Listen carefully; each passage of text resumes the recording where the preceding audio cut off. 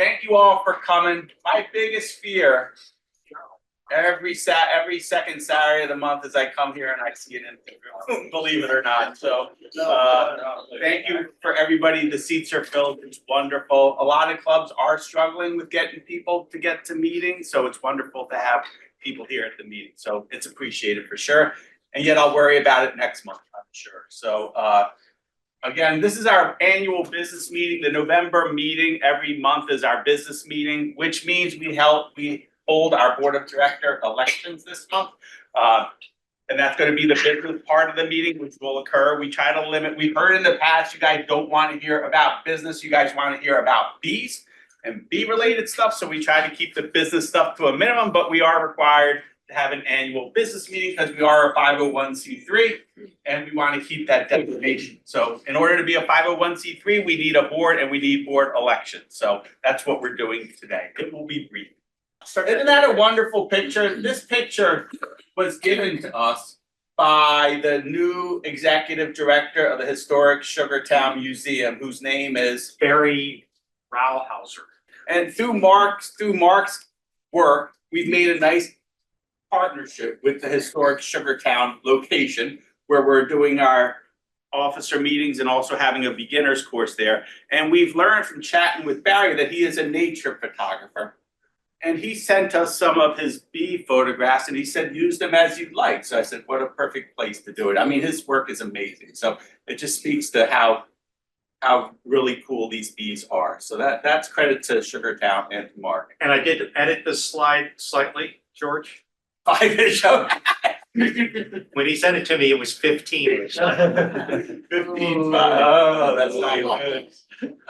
So a couple of, I always like to start the meeting with some thank yous. Obviously, I never am complete enough with who I need to thank, but the first thank you goes out to Jim. Stand up, Jim, briefly. You don't need, he's pretty tall. So Jim is our fondant transporter this year. So Jim took his 22-foot trailer, drove out to Leola to Golden Barrel and put 6,000 pounds of fondant on the trailer and brought it to the meeting. So it's much appreciated. And thank you, Jim, for doing that. And we sold 6,000 pounds of fondant. So, it's a good thing to have it. So when the emails go out, when the ask emails go out, sometimes I get frustrated because I get very few responses. But for this email that went out, I had 5 people willing to transport fondant for the club, which was awesome. Wonderful. So I don't know how Jim got so lucky, but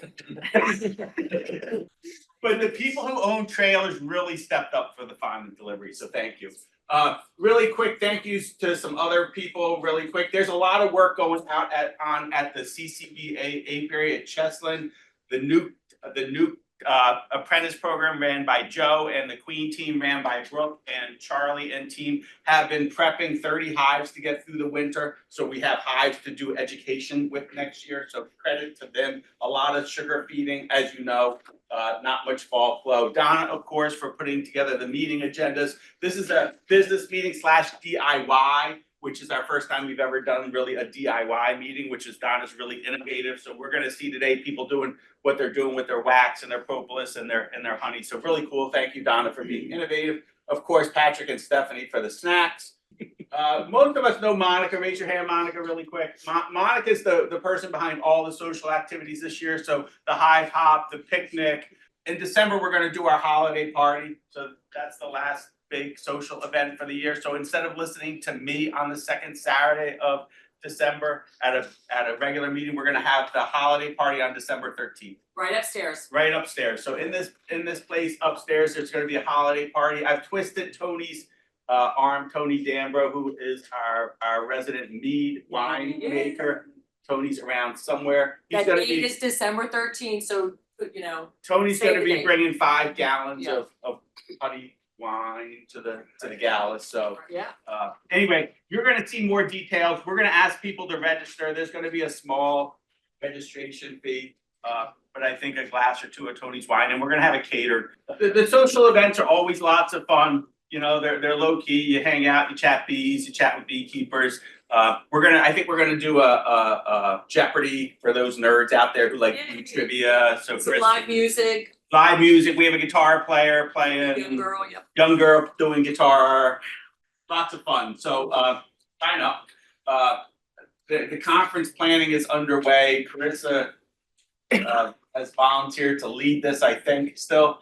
And TBD, we're in discussions. I know, I'm totally transparent. That needs help, honestly.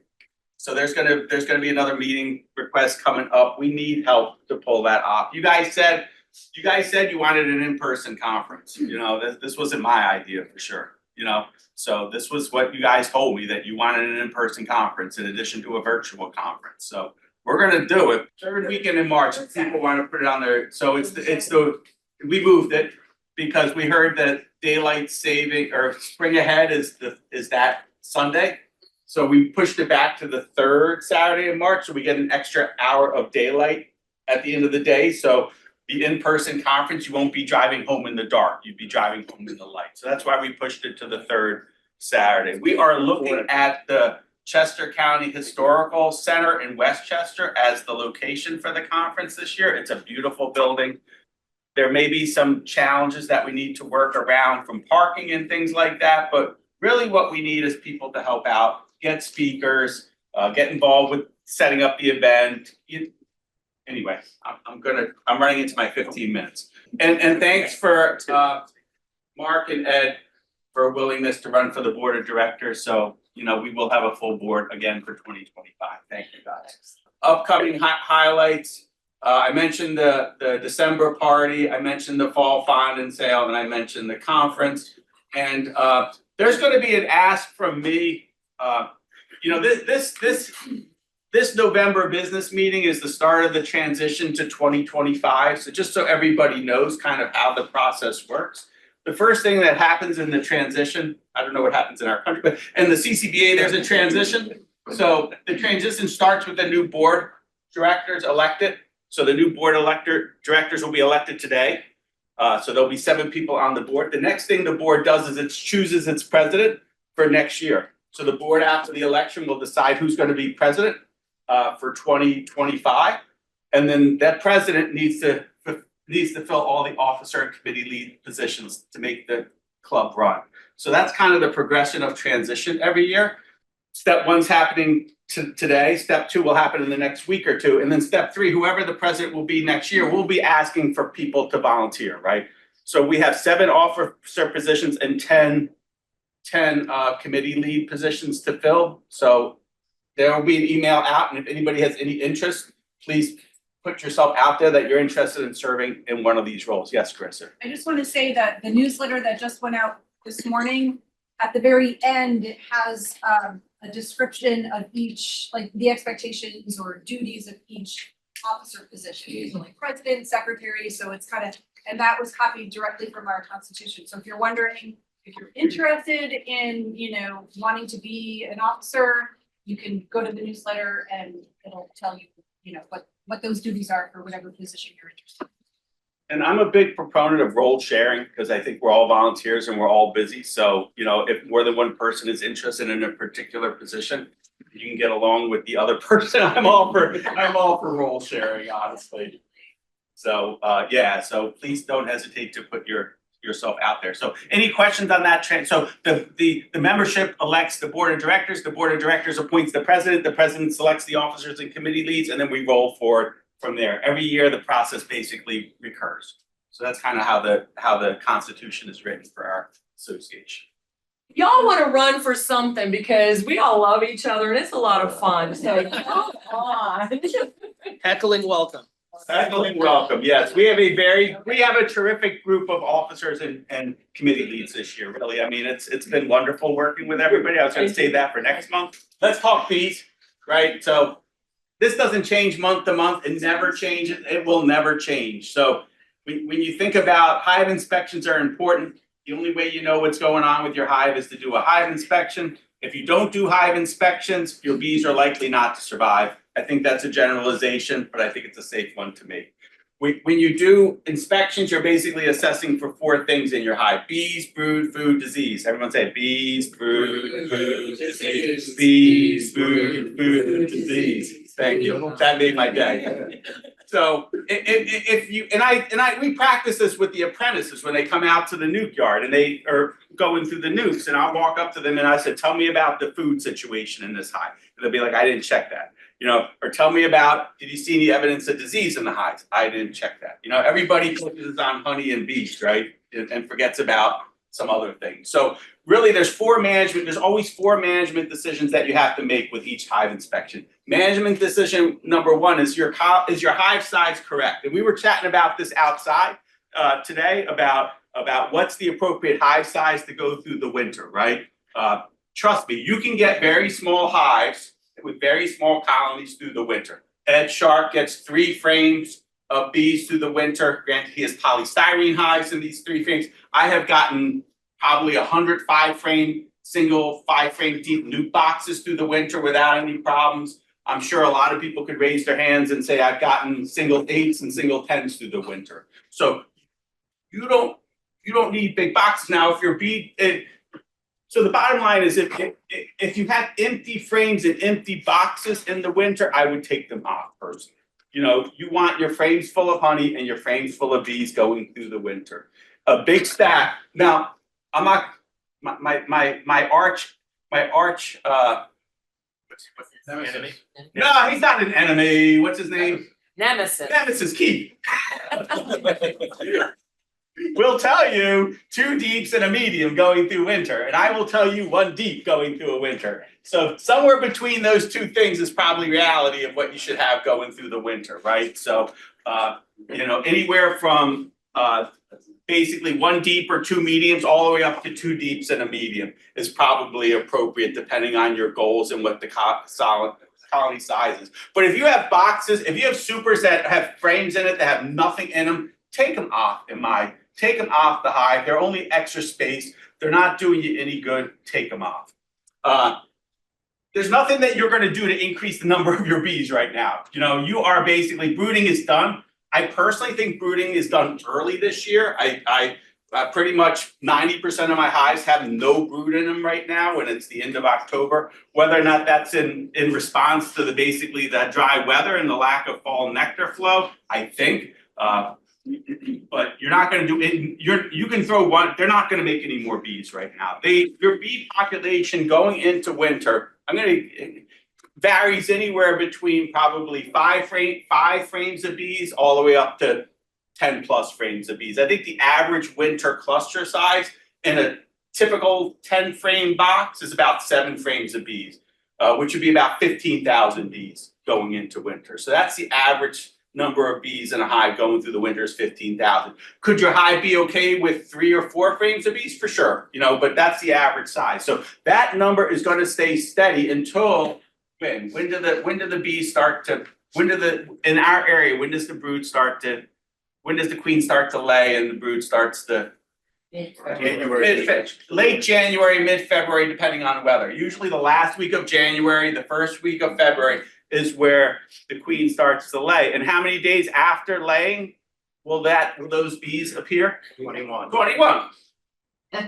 So 21 days after the queen starts to lay is when the population starts to recover in the spring. So we're basically talking probably mid to late February is when the population is going to go up. So your population is going to be steady from now until late February and probably drift down a little bit. What's going to cause them to drift down more? Mites, disease, right? So if your bees aren't sick, they could be crashing today. Cold, if you don't have your hive insulated well, or if it's too big and you're going to have cold death from the bees, that population can shrink. And food, right? If you don't have enough food, that population can shrink. But pretty much the winter bees last 6 months. They were born in September and October, and they'll basically last November, December, January, February, 4 months until the new bees come about. Food, you can still feed, honestly. So if the weather's warm, I'm still putting 2 to 1 syrup on some of my light hives. We were doing it at the apiary.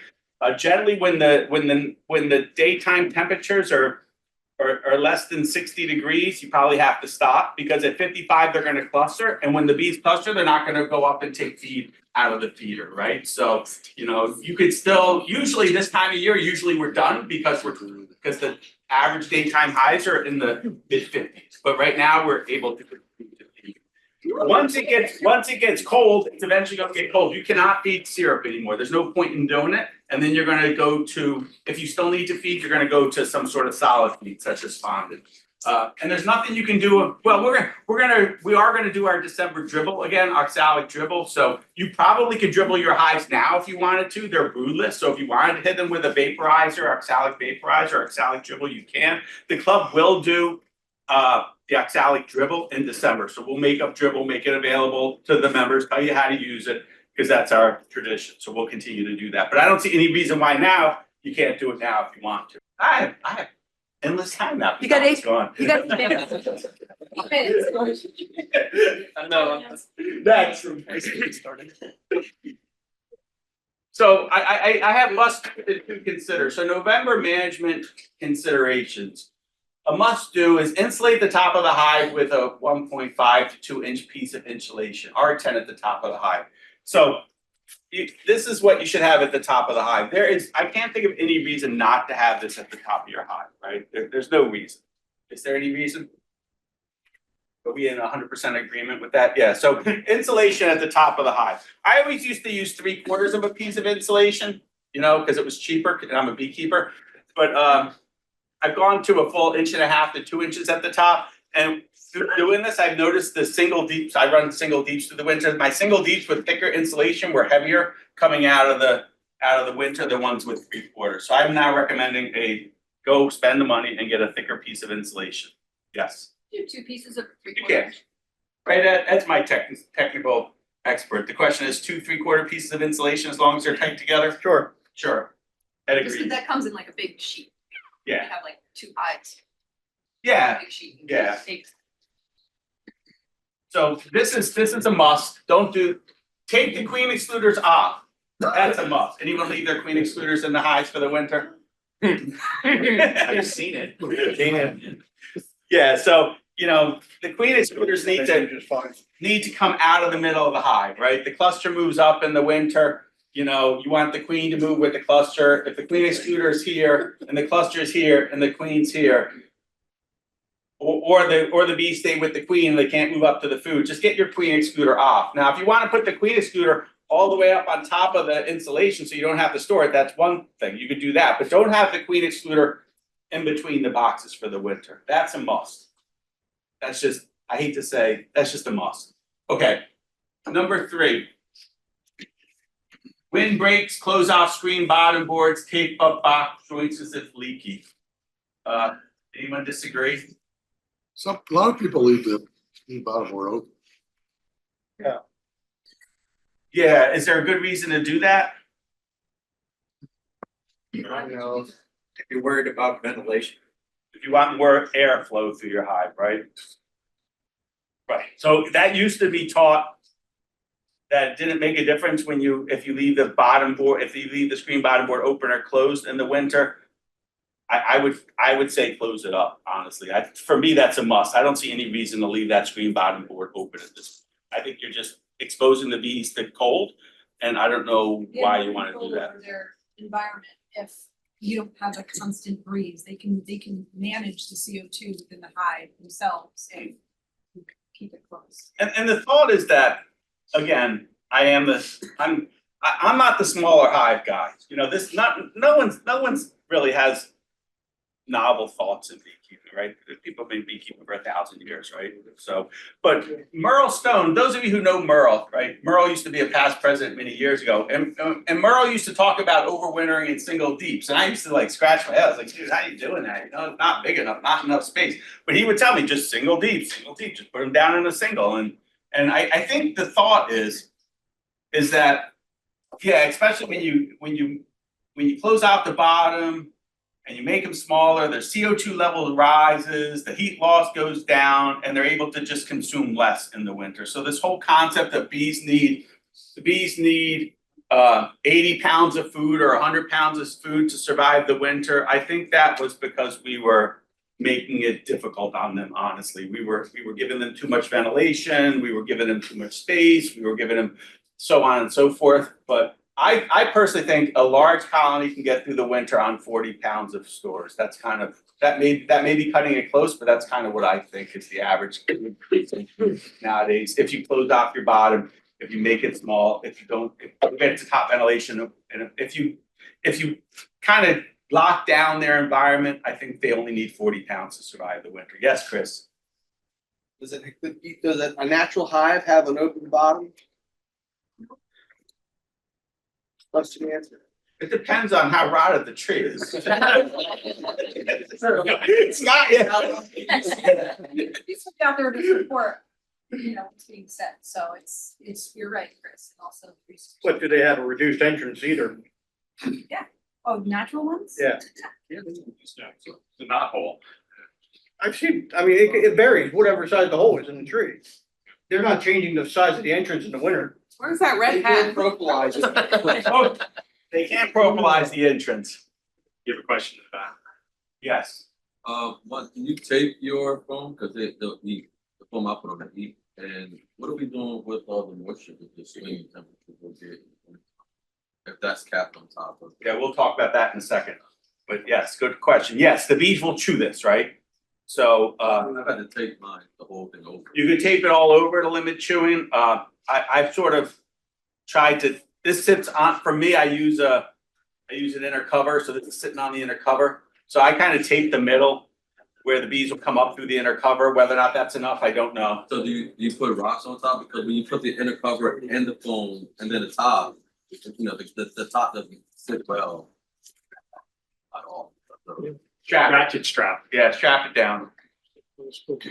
Strap it down, it'll make everything, Yeah. it'll make everything tight, for sure. If you're not using ratchet straps on your hives, consider it. They're really helpful for, we always get hives that blow over, when you wanna move a hive, and raccoons, we've had raccoons, so just The bear. It's not gonna save the bear. apply mouse guards.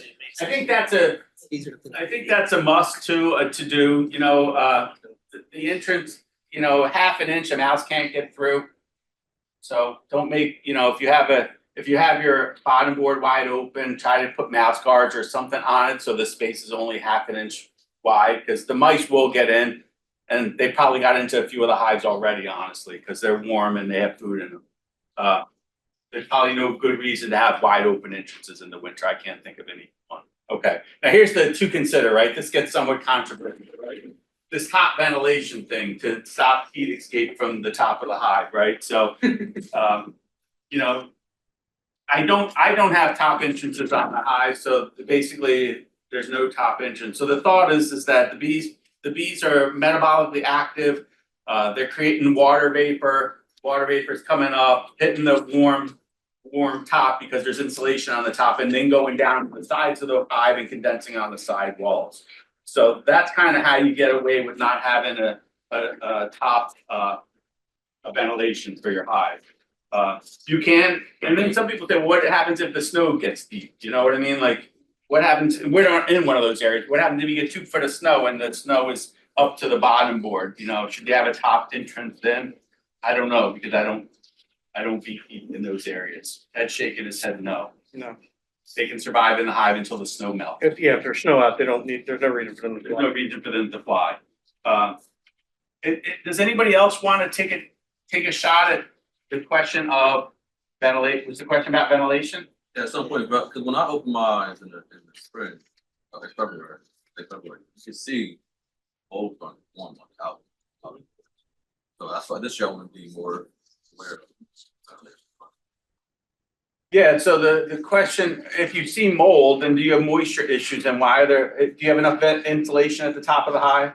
I would argue that I have too much, right? Because the moisture can't escape. It's just trapping the moisture inside and you get these swings in temperature. That is all that. So it's locked under the Ventilation. Again, research has shown that the bees need moisture in the hive. But not dripping on them, right? So Not you have to dripping on put them. like a wool cloth underneath the insulation, so that gets water, and then it puts it into the cloth, and then they can drink it out of the cloth. Or mold is fine. A little mold is fine. Yeah, little molds. Doesn't the top insulation prevent it from like raining down on it? That's the thought, Oh. right? It goes to the side. Side of the. or on the corners of the top, you know? With that said, I spent many years overwintering, relatively successful with top ventilation. I've spent the last 3 years overwintering with no top ventilation at pretty similar success rates. But I'm convinced that the bees use less resources in the winter when you shut off the top ventilation. And that's pretty much why I'm doing it, honestly. Because I'm going into winter with single deeps with less food in it, so I want less food consumption. So, yeah, so, and again, the natural tree has the hole at the bottom and at the top is closed off. So if you're trying to mimic that, they're not ventilating out the top of the tree. George? But I think you have to do what you feel is right, you know, and then go out there and see what happens, right? And does it make sense to what you're seeing or not seeing, you know? I'm not gonna tell people not to run top ventilation because it's worked for a long time and that was the standard for me. George, I have a burlap that I put up under my top. Is that okay? Because sometimes by springtime, it is getting pretty. Some people use Homosoap board, some people use wool blankets, some people put a shim in there and put, you know, burlap or put wool blankets to help with the moisture at the top of the hive. All he uses is hunting socks. You know, and then the bees will come up and suck the moisture out of the wool blankets, you know, so there are options, like if you wanted to put something at the top to help a little bit with moisture, you could. And does that insulation board, I know it's an easy way out, but could that be put on top of the hive?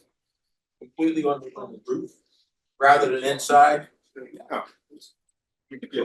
What difference would that make? Yeah, I think you can put it at the top of the hive. I ratchet strap it, so if I ratchet strap this, the ratchets are gonna start to Dig into it? dig into the sides, I think, you know, but. Gotta be inside. I mean, from an engineering standpoint, you're gonna get the same heat train. Yeah, as long as it's, as long Down a as, little bit because you have the lower insulation value of the wood at the top of the, well, it's gonna be covered, but Jim, so, in my winter configuration, in a single deep or a double deep nuke, I have a shim at the top of the box. So the last box, and then there's a 1.5 inch shim that sits there. And the shim is basically if I need it, right? So if for some reason I didn't feed my bees enough in the fall and they're running out of food and I come in January and lift the hive and the hive is light, this is where the fondant or the sugar bricks or whatever you put goes up there. So I just put this on my hive at the start of winter just so it's there.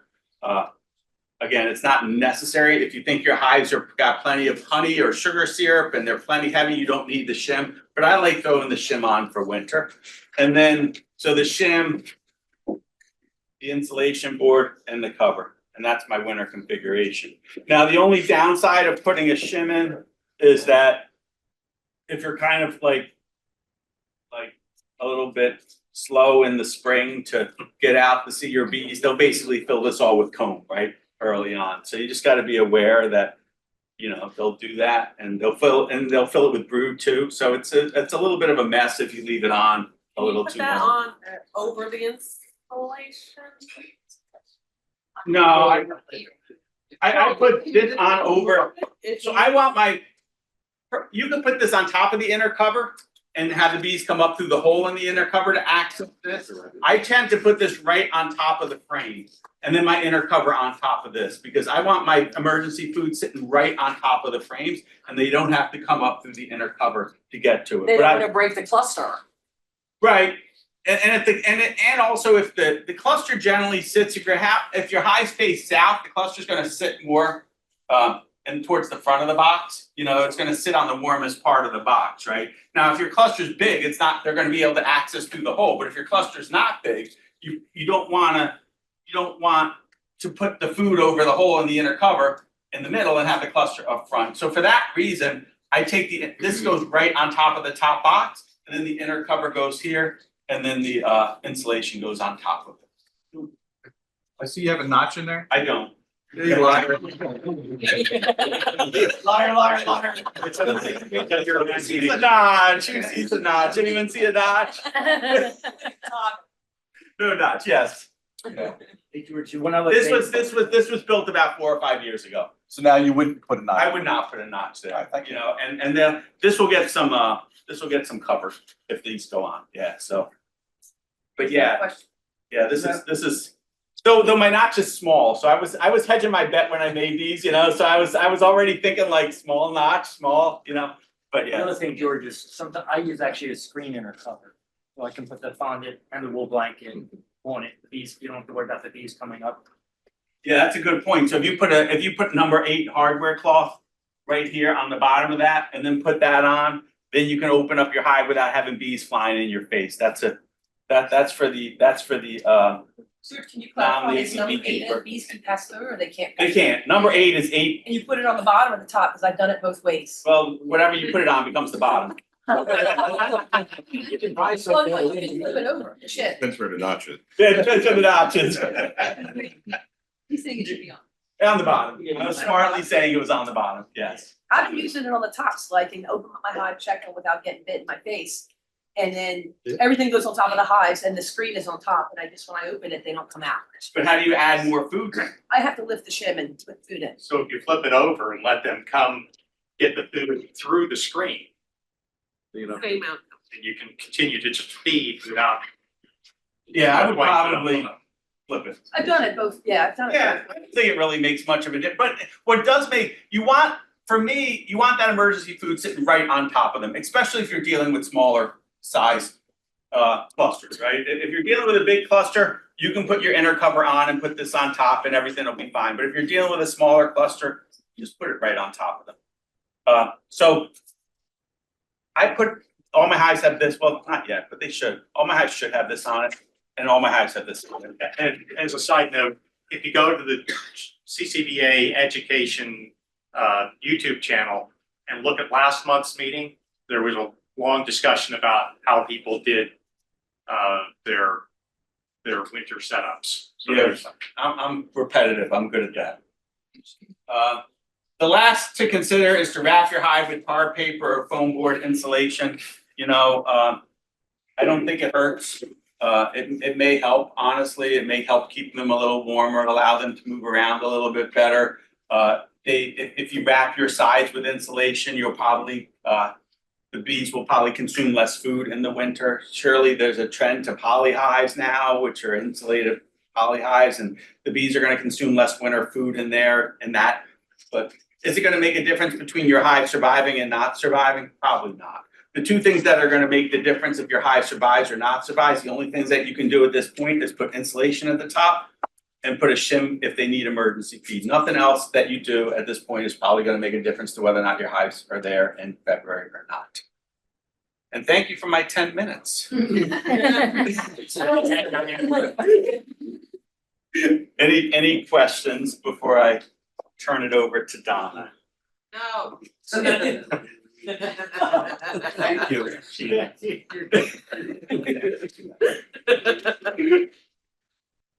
So George and I were really worried that we weren't gonna have a full group here. I wasn't sure the DIY was gonna be a hit or not, and I feel like this might be the fullest it's ever been. So the two things I'm gonna ask is, do we have any new members? And by new member, I mean signed up to be Chester County Beekeeper member.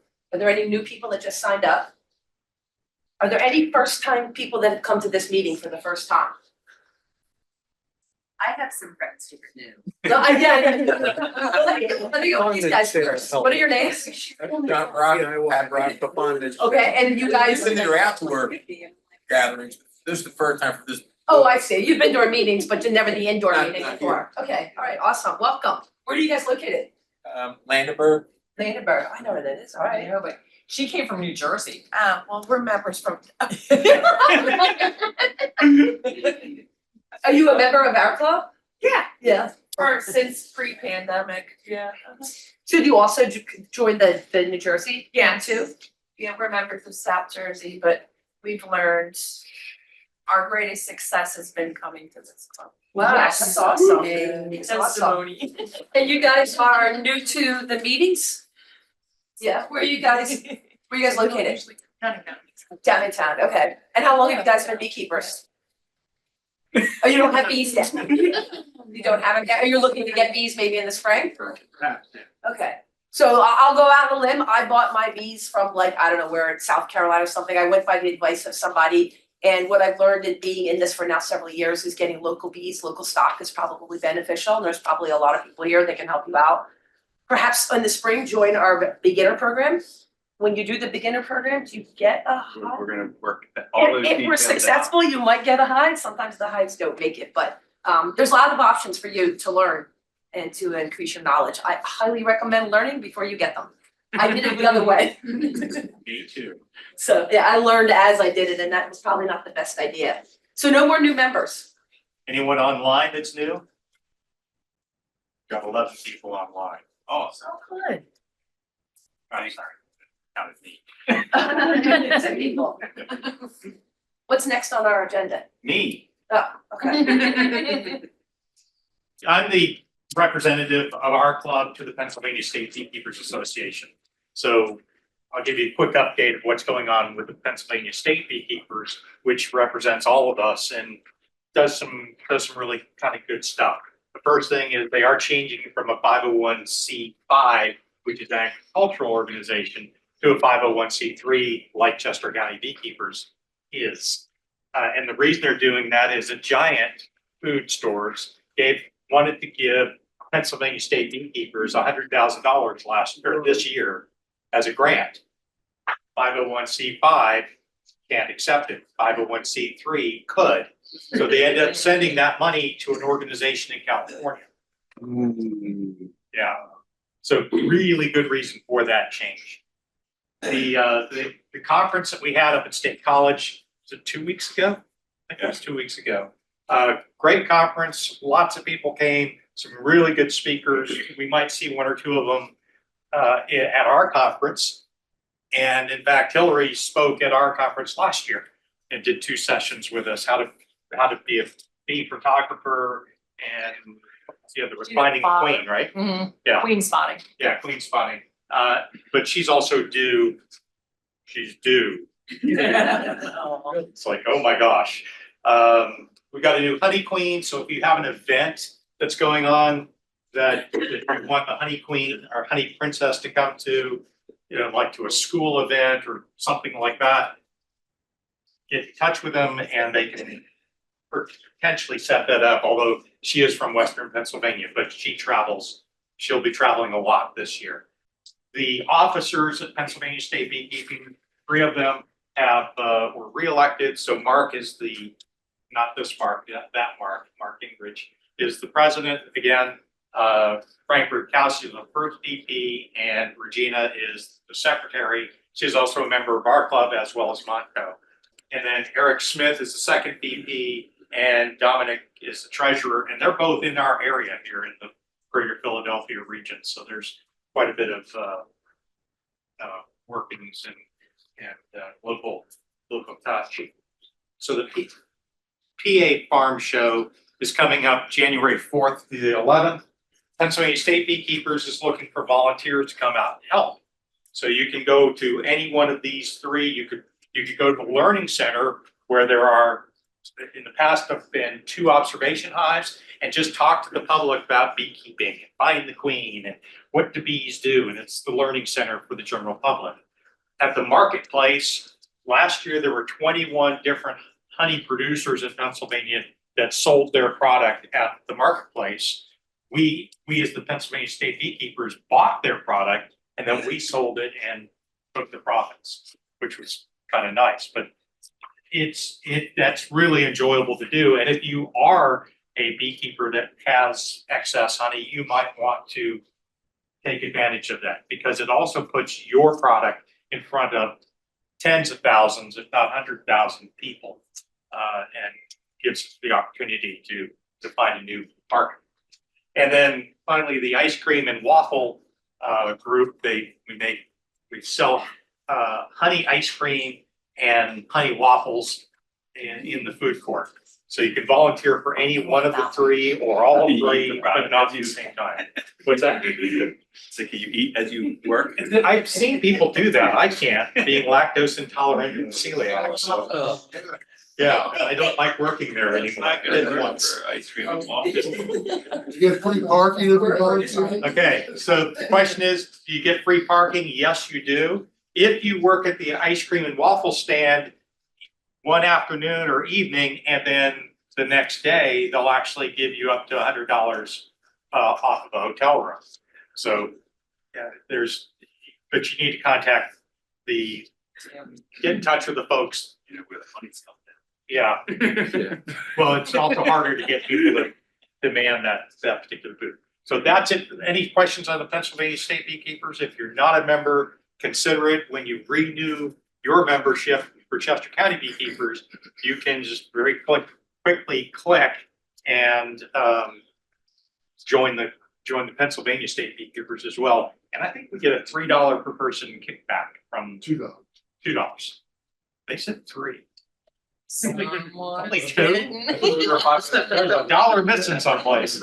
No, but consider it. All right, thanks very much. Morning, Ed Sharp. Most of you guys know me, those that don't. I've been a member for the club for several years, currently a board member. So we're starting the annual business meeting. We're gonna keep it short and sweet. No one came here to listen to behind the scenes business of the club.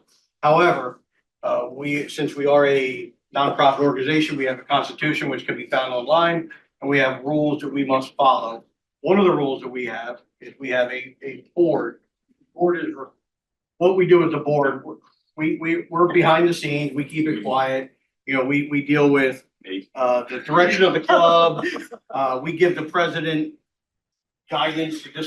This is where our vision is, and it's the president's job to execute that vision. We also negate any issues that come up in the club. Make sure everything's, following the rules to maintain our nonprofit status. So the way we work is board members have a 3-year term. You know, if you get elected, you're on the board for 3 years unless you resign. And at that time, the board would simply appoint a new member to fill that position until the next election cycle. We're allowed 2 terms consecutively, then we must take 1 term off. So a board member can stay on the board for 6 years, as of right now, as our constitution is written. So we're at that part in our annual that we have 2 seats available. A month ago, we sent out an email to all the club members. All the primary club members got an email saying that if you want to be on the board, send your name in. There's a form. It required 5 endorsements of primary members, and if you choose, and if we'll receive those back, and then you'll have the opportunity to vote on those members that have followed the protocol to become a nominee. This year, we have 2 spots. We have 2 nominees. Myself as a reoccurring board member. I currently am, and I have 1 more term I'm allowed to serve. And Mark Metters, which is right there. He has also been a cornerstone to the club activities as far as the technology, the public outreach. So, Mark is well versed in the club. So what we're gonna do, we're gonna make this short and sweet. I've got very small election forms. In order to be a successful election, we need to make quorum. Quorum is 10% of the members have to vote yes, no, whatever. There's no write-ins because that was the 30 days prior you had an opportunity to become a board member. Then I can keep going. January, we will be able to vote on these constitutional amendments. And again, most of it's verbiage clarification. It was written with lawyer lingo, so we made it a little more easier to read. So Chris is going to do that while we hand out the election. Also, we hired an organization called Pennsylvania Association for Nonprofit Organizations. It's PANO. So when we went through some changes in the earlier in the year, so we hired them to sort of look at our constitution and provide comments and see if it's like up to snuff or how we compare with other nonprofits. And then a bunch of other stuff PANO did for us. So some of these changes are based on PANO, the Pennsylvania Association for Nonprofit Organization, and some of them were just the board decided. So this is the rationale for the changes. The first one is not clear, but basically the Constitution originally said that the board members can vote out, basically boot a member from the club if they don't pay their dues. So we kind of expanded that to basically say if you're naughty, we can boot you. But obviously it requires a quorum, we're not just gonna, whatever, so we just kind of opened it up to, instead of just not paying dues. If you do something that's not within the, oh, yes. Not within the mission of the organization, the, so. Give us some examples of naughty. Thankfully, we've never had to do that, so I have no idea. So what's in red is what we're proposing, the crossouts are obviously old.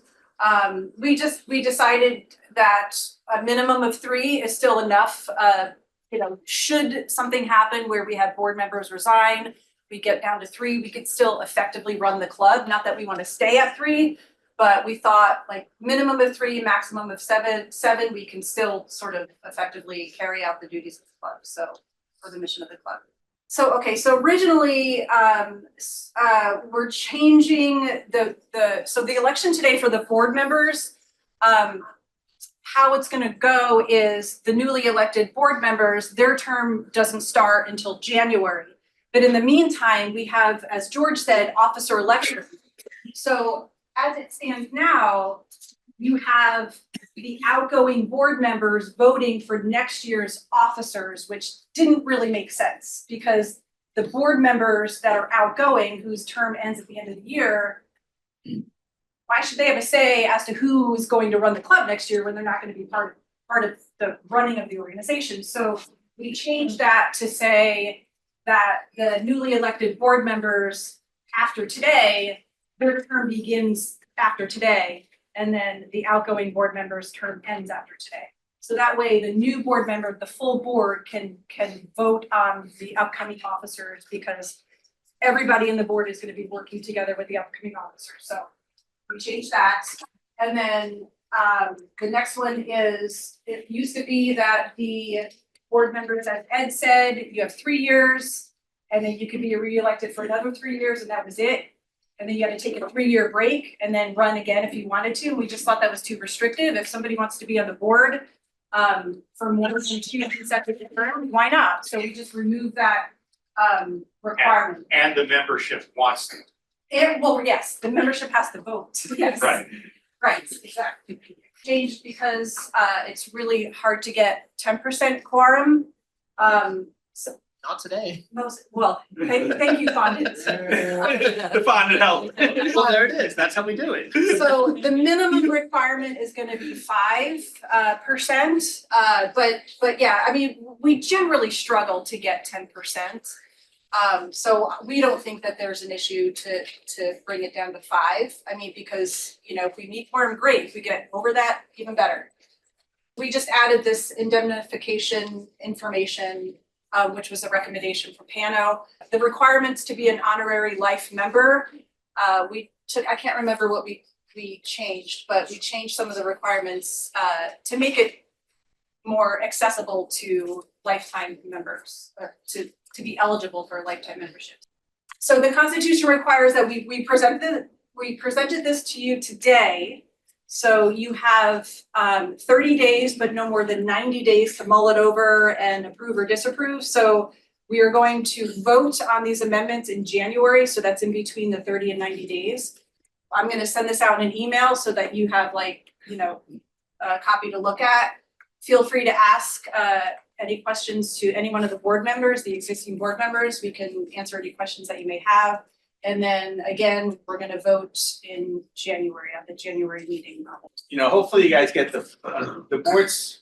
I'm not a member of the board, I'm not part of any of these discussions, but I sort of get the flavor, like, we have to make sure that we can continue to operate no matter what involvement we get. And we hope we get a lot of involvement, but we also have to modify the Constitution a little bit, that if the involvement's not there, that we can continue to run business, so. That's my sense of it, and also wanna open it up to whoever wants to help out, right? We don't wanna put restrictions to people who wanna help. Right. Yeah, that's my take on those. But if you have comments or have concerns about any of them, please express them to your fellow beekeepers and to the board. This is our Constitution. And Yeah, not just a quick update. I've got 45 votes here, so all we needed was 11 online. So I just wanna say, I think this might be the first time we've ever run out of seats in our indoor meeting. Is that true? Could be. Yeah, all good. I said, very exciting. How many of you came out because it was a DIY meeting? How many Okay. came out to listen to me? With a lot.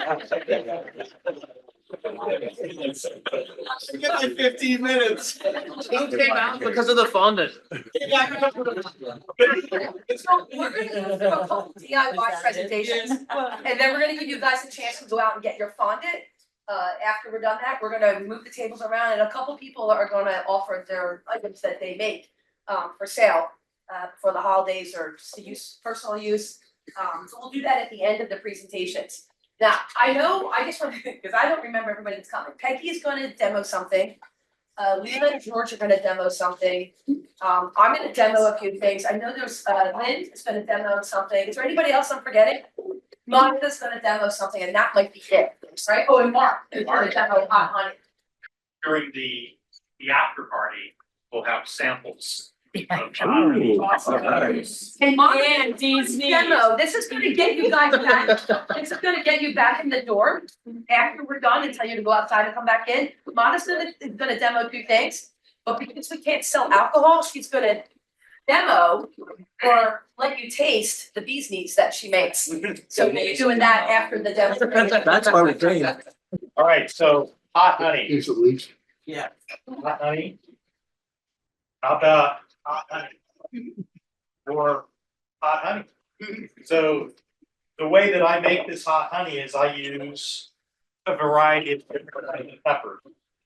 So I have in my triple X hot honey, which is it's not burning rectums like he literally sells a hot sauce called burning rectums. It's not expensive quite this.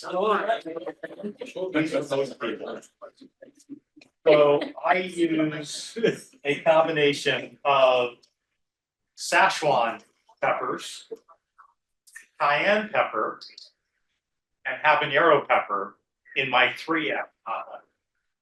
And so this has been freeze dried and powdered using a coffee grinder, grinding that powder down as fine as you can, which is pretty fine as you can see here. Or in my 4X hot honey, we call them pigeon peppers when I lived in Guam, but they're piquin peppers and piquin. Keen. Yeah, I that's the way they probably call it pigeon peppers in Guam. Uni peppers was another name for them. They're quite hot, and that's in my 4X honey. So again, freeze dry, grind them into as fine a powder as you can. And this is not infused honey.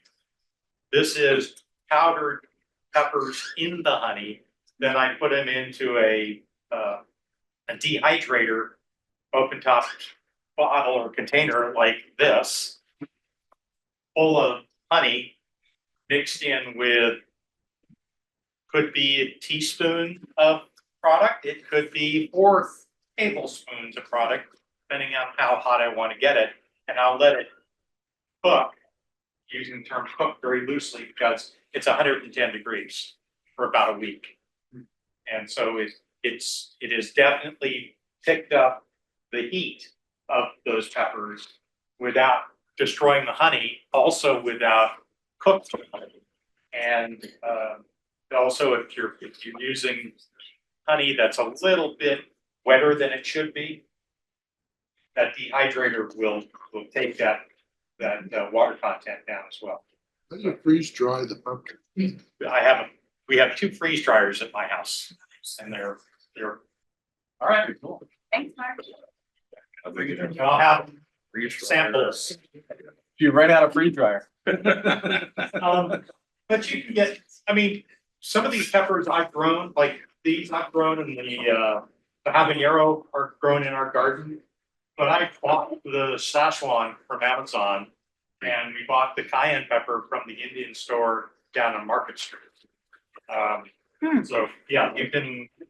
They don't have to be freeze dried. They don't have to be. They dry. just dried Yeah. and then tightly powdered or finely powdered is better. The bigger, although some people like the chunky stuff in their honey, I'm not a huge fan of that. And when you come up and look at it, you'll see the particulate powder all throughout the honey. It stays suspended. They stay suspended, yeah. Have you ever tried using it with just like fresh hot peppers? I Is have there a not. reason not to? You have to worry So- about your moisture content going up yeah. and possibly have fermentation. Yeah, What are you using the grinder? a coffee grinder. Dedicated coffee grinder, right? My coffee, my day. So the other thing that's interesting, what would you use it on? Yeah. Everything. Meat. And yes, you could put it on meat, you could put it on chicken, Crackers. which is meat too, isn't it? Crackers. Yeah, Cheese. crackers, cheese, cream cheese, hot chocolate. Put Can I like give a testimony, Mark? yes, ma'am. I was sick at one of our meetings, and he brought the double time. Double, yeah, Fabulous, and it's pretty, and you can just see it's not, you know how when you pour the honey and you see the gold, well, this has the red, and it was smooth, perfect, and my throat was, What did you use it in? thanks. Monica, what'd you use it for? Remember at the last meeting, I couldn't talk, and I was Yeah, yeah. and I put it in tea, Oh, and it was, I was bright as rain, sweated out. It's good. and remember, you start with a small amount because you can always add a little more. But if you put too much in, as I have found, it's like, that's too hot to handle, so. Carolina Reaper version? I have some ghost peppers I was thinking about playing. Carolina Reaper jelly this year, and it is that, Yeah. yeah. Ed, Ed will take that. Can't be too All right, thank y'all. All right, I think Peggy, that was great. Peggy's gonna demonstrate how to reconstitute your honey. I think this is a good time of year to talk about that. Everybody's honey that's hardened up. I'm gonna call on our wonderful president. I will help you. Yeah. I just found out about this gizmo and I never knew about it. And I'd love to know how many of you know what a sovite is? How many people? Oh, see, you guys, Yeah. you're way ahead of me, way ahead of me. I'm gonna pass these around for anybody who does not know. Peggy, do you wanna tell us what it's for the people Yeah. that don't know? Yeah. I called George, our wonderful president. And you put the meat in a vacuum bag or a Ziploc bag. And you put it in the water and you set the temperature. And the temperatures are very, very low. And you let them cook for hours. And the booklet tells you how long to do it and so on and so forth. So anyway, for the honey, I'm gonna heat this up, heat the water up. I'm gonna put my glass jars in here so that I can get the crystals out of it. So now George, who has used it, is gonna tell you a little more than I. So what temperature, Peggy, again, do you wanna set that sous vide for? So Here- around 100. Yeah, 100, no higher than 110, they say, right? Don't Right. put your honey higher than 110. right. So this is Peggy's version, right? Now I'm gonna show you my version.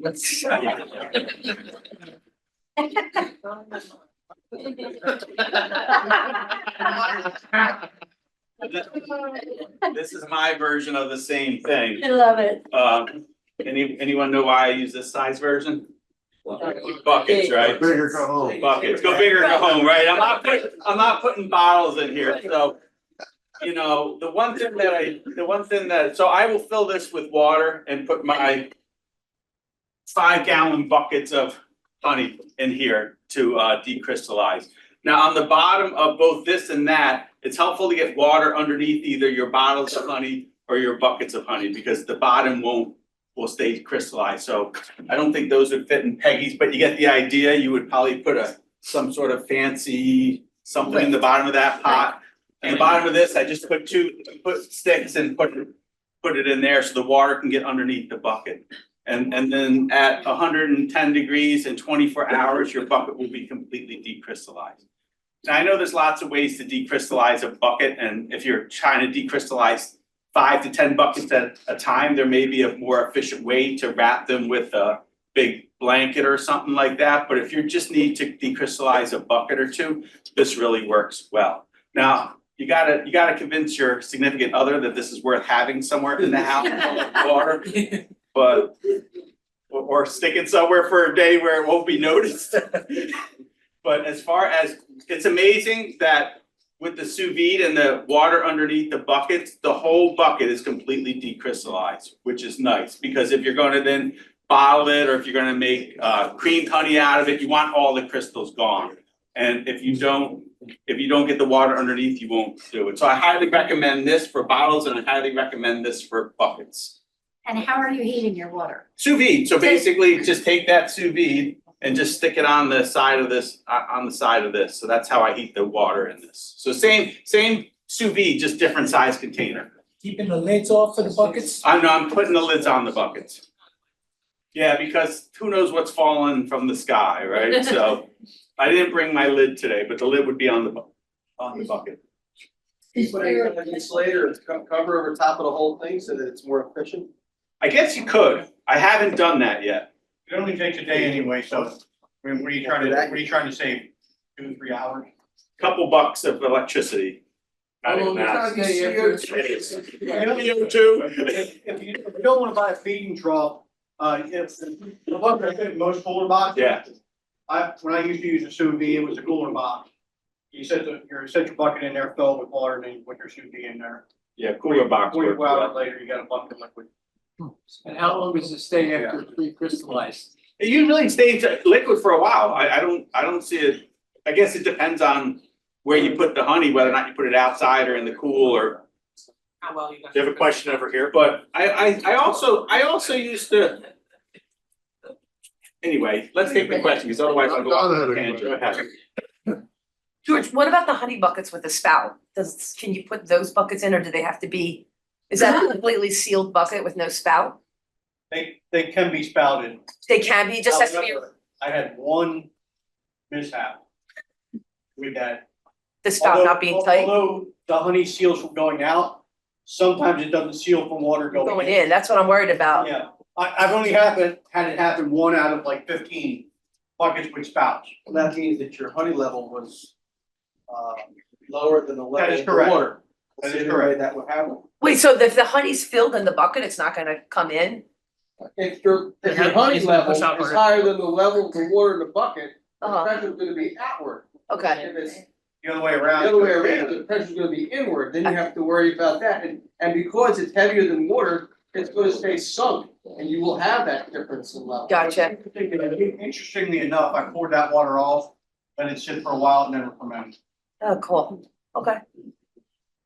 So There were just some other- if you pass around the booklet, so you could see if you wanna make some notes, it tells you about the temperatures and it has a bunch of recipes in it. We're bringing our And I bottles to leave- your house. I kind of leave instead of putting it all in bottles, I just leave it in buckets until I'm ready to bottle it. It's just, for me, it's a lot easier to decrystallize one bucket than 100 or 50 bottles, right? It just, I don't know, but to each his own, you know what I mean, like.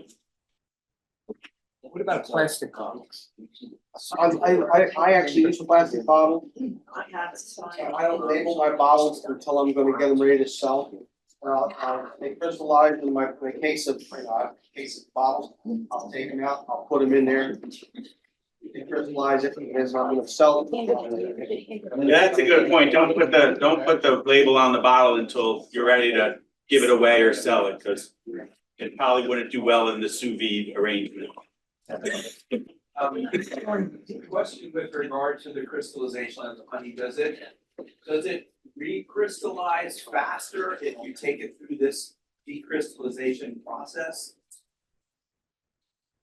And Mark might be able to answer this because it's kind of related to his, because crystallization is sometimes affected by particulates and stuff in the honey. And I was wondering if your hot honey crystallizes faster than like a regular without. The hot honey does not seem to crystallize, but then again, I'm also using very dry honey and dehydrating it more. So it's really dry. I don't know the answer to this, but what I have learned this year from I think a pretty reputable source, is that to fully decrystallize the honey, 110 is better than 104. That's what I've heard, like if I get all the fine crystals out, that you really want to get the honey to 110, and some people don't like to take their honey to 110. So what relevance that has to do with your question, I'm not sure. But I'm taking with the sous vide, I can control exactly what the temperature is. So I'm taking it to 110 because I don't want it to recrystallize. But does anyone know the answer to that about? No, I don't, but I have a question for Mark. When they were doing the Varroa treatments to get rid of the beetles or the Varroa, Yeah, and they were doing the temperature treatments, Yeah. how high did they bring the temperature? the bees brought it to 107 for the Africanized for 1 to 2 hours at a time. And for the non-Africanized, they were taking it to 104 to 105 degrees for 1 to 2 hours, I think 5 I times. was only asking because of that. I didn't know if they were gonna fire that or not when they did that. I've heard both numbers mentioned, 104 and 110, and someone told me that 110 more fully decrystallizes It does. than 104. It does. So I think the answer is we need to convince the public that crystallized honey is fine. Yeah. That's a better answer. It shows no That's the thing. Yeah. That's exactly why it's fine. It's all about marketing. I'm marketing the crunchy honey. Incredible honey. Honey, that's right. yeah, no, I hear you, Chris. Yes. George, I have found when I decrystallize that the light honey, even at like maybe 108, 107 degrees. If I do a bottle, at the very bottom of the bottle, I'll still get a very light layer of, like, almost looks like white sugar. Yeah. It doesn't, but if you do it in a bucket, you'll get that little layer at the bottom of the bucket and you'll never, then it doesn't recrystallize for quite some time after that. But again, you take that layer and you jar it up into, little jars Yeah, and sell it as crystallized honey, crunchy honey. crunchy I honey. mean, my process is it goes from bucket. Ideally, it gets sold quickly, but if it sits in a bucket and it crystallizes, then it basically gets in here at 110 for a day, and then it goes into a bottling tank, and then I let it sit in the bottling tank for a day or two, Okay. and let everything that's fine and particulate come to the top, and then I take that top off because I don't want to educate the public about how honey should look. Thank you, George. One more question, Leela, maybe it's. So I don't know if anybody knows the answer to this. One thing that I've wondered is when you sous vide other things or anything, like it's temperature plus a certain amount of time. And if you start to go over that time, maybe things start to denature or change a little bit. And I've always wondered, okay, you don't want to heat the honey over 110 or some people say 104, but is there also kind of a duration at which you go over that, then you do start to lose some of those raw honey properties? I don't know the answer, but it's something I wonder about. I don't know if anybody else has considered that or if anybody knows. Well, convenience usually has its downsides, right? But yeah, but it's like, well, it's 12 hours fine, but 25 hours is not so fine. Patrick? Anybody know? Really don't, I was just checking on the marks. Point. I don't know. Oh, I does think anybody know? There's been, Ed may know. don't know specifically, but however, they say when you're heating your honey, a longer duration, bring it up to temperature.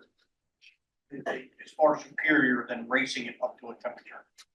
So they actually say a 3-day duration is perfect for uncrystallizing honey. However, I do similar to what they're doing here, and you want it the next day. But so theoretically, you want to bring it up in temperature increments, and they said 3 days is about the fastest you want to decrystallize honey for it to maintain virtually all of its nutritional value. Are we losing some by doing it in 24? Maybe, but is it negligible? Who knows? Right. Sure. Yeah, it makes sense. So yeah, again, 3 days is what they say to bring it up to temperature. Take that duration to bring it up to temperature. Now, after that, I don't know, but there was a study on that as for And the instruction book has a whole chart. Yeah, and on then with the the- sous vide, if you wanna go to 90 and then go to 95, and it's as simple as just hitting the up button or the down button, so it's really nice to do. And then you know exactly, when you check the temperature in the bucket, it's no different than the temperature in the water, right? So you know exactly what your max temperature is when you're using the sous vide versus some other methods that people use, like double boilers or microwaves or whatever. Old chest freezers. Chest freezers, lights, all that. Cool. Great, thanks, George. Yeah, no, thanks, Peggy. Propolis. I pre-measured, to make my propolis on 5 different areas on websites that just give you different methods. So How do you harvest your propolis? You just scrape it off the scrape it. frame? I diligently scrape it off the frames as we harvest the honey and pull the frames out. I will, as I'm picking the honey, I will go through with an extra hive tool, a full cup, and I put it in there. And then I store it in a mason jar until I get enough. You know, right now, I think I've got 2.5 jars right now. This is a finished product. But I just take my propolis and I'll have to improvise because I have a measuring cup, but I forgot to weigh. But I've already weighed out, this is just what I have done, 2 ounces. Let's do ounces. So, and I do my tare. So I've got my tare on my unit that I'm gonna actually put the liquid in. I use Everclear, 189 proof, and I'm just gonna go by weight. I will do, it's 2 parts to 9 of liquid weight. It's 2 ounces to 9 ounces. And again, you're going to see variations. It could be 1 to 3, it could be, it depends on the person. You just put it in a jar, then you cover it. That's pretty much all there is to it. Then, usually, and I didn't bring that, instead of the metal, I like to put plastic over the top before I put my metal on. Just because I'm gonna be shaking it and I don't want it up on the metal. When I do that, I'll do this one, then I'll put plastic on it at home. Shake it, and you can already see that it's starting to turn and get that color. And as it sits, I let this sit for about 3 weeks, 3 to 4 weeks. Shake it every day. Shake it every day, at least once. Shake it every day. Vigorously for just a moment. And I also, you don't have to do this at first, but I did it because that's what I had read about it. I put it in a dark spot, like a cabinet, out away from any other excess heat. But they say you can do it room temperature. You don't have to even put it in the dark, but I did. And then after those weeks go, then I take I'll take an empty jar like this, and I'm not gonna do it to pour this off because now use this. So to pour it off, and I strain mine through a coffee filter, like a common coffee filter. And then after I do that, get it in my jar, then then you can switch to a brown bottle for storage. It keeps the light out from deterioration. If you get beeswax in there, does it dissolve too? It's gonna come to the top. Whatever you have, So it gets strained out. It's gonna be strained out, so it's not gonna. You don't have to worry a lot about trying to get beeswax. I do not, if I can pick it out as I see that I have a chunk, I do, or not, you know. But mostly I try and keep it as clean as I can. And then just let it sit in the dark, shake it.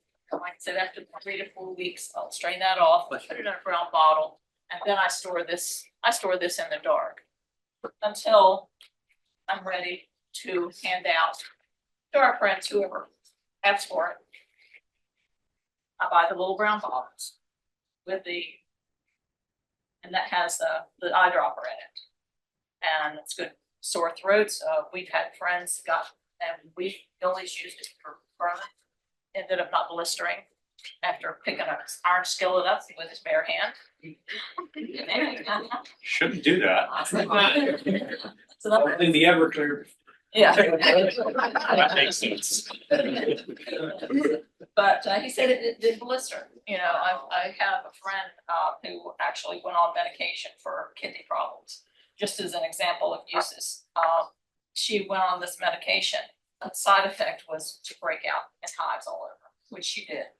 So they took her back off the medication.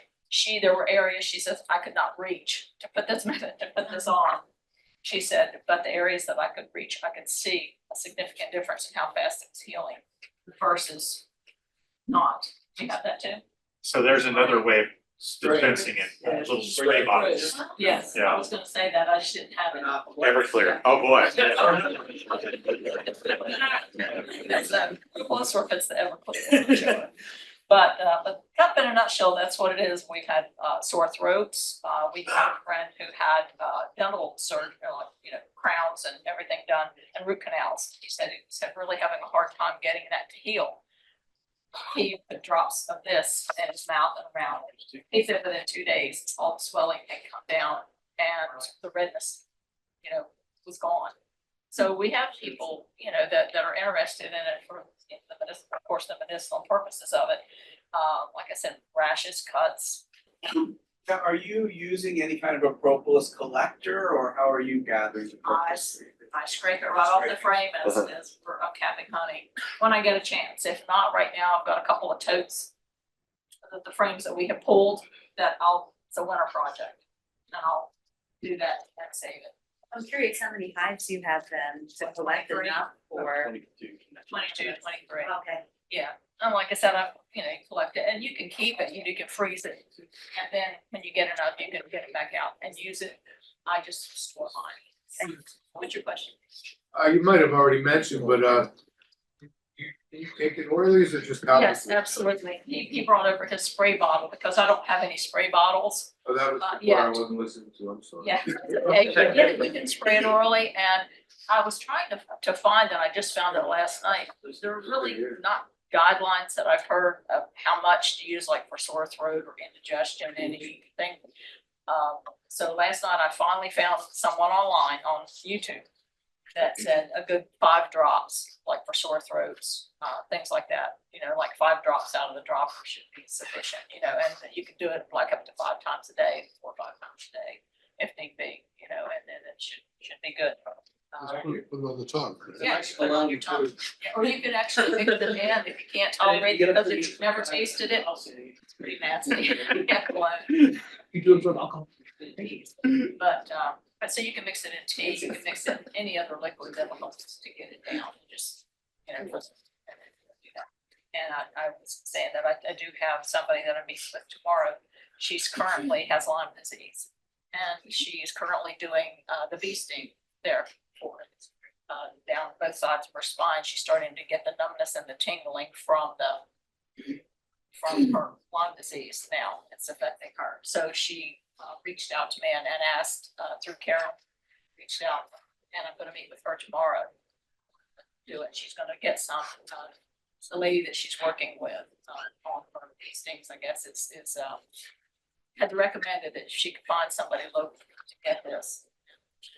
So that's a good thing. Instead of the bee stings or in addition? They're gonna use them in tandem because as a matter of fact, the lady had her get it just in case, she would ever have a reaction, But yeah, it's gonna be in tandem with the stings. Now, do you sell that?